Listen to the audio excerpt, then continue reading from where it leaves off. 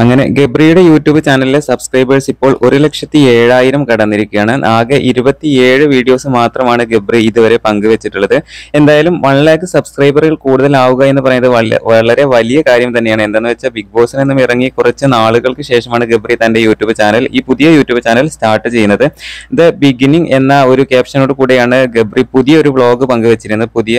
First vlog പങ്കുവച്ചിട്ടുണ്ടായിരുന്നത്. അന്ന് ജാസ്മിനുമൊത്തുള്ള പാലക്കാട്ടേക്ക് പോകുമ്പോൾ ആ ഇനോഗ്രേഷന് പോകുമ്പോൾ എടുത്ത വീഡിയോ ആയിരുന്നു ഫസ്റ്റ് പങ്കുവച്ചിട്ടുണ്ടായിരുന്നത്. ആ ഫസ്റ്റ് വീഡിയോ തന്നെ വളരെ പെട്ടെന്ന് തന്നെ വൈറലായിരുന്നു. ആ ഒരൊറ്റ വീഡിയോയിൽ കൂടെ ഗബ്രിക്ക് 50,000-ൽ കൂടുതൽ സബ്സ്ക്രൈബേഴ്സിനെ ഉണ്ടാക്കാനായിട്ട് പറ്റി.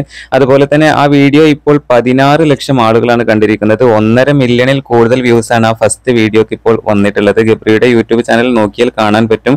എന്തായാലും ആ വീഡിയോയിൽ ജാസ്മിൻ വീഡിയോ എടുക്കുന്നു, ഗബ്രി വണ്ടി ഡ്രൈവ് ചെയ്യുന്നു, അങ്ങനെയൊക്കെയായിരുന്നു. അതുപോലെ തന്നെ ജാസ്മിന്റെ മേക്കപ്പ് കാര്യങ്ങളെല്ലാം ആ വീഡിയോയിൽ പറയുന്നുണ്ട്.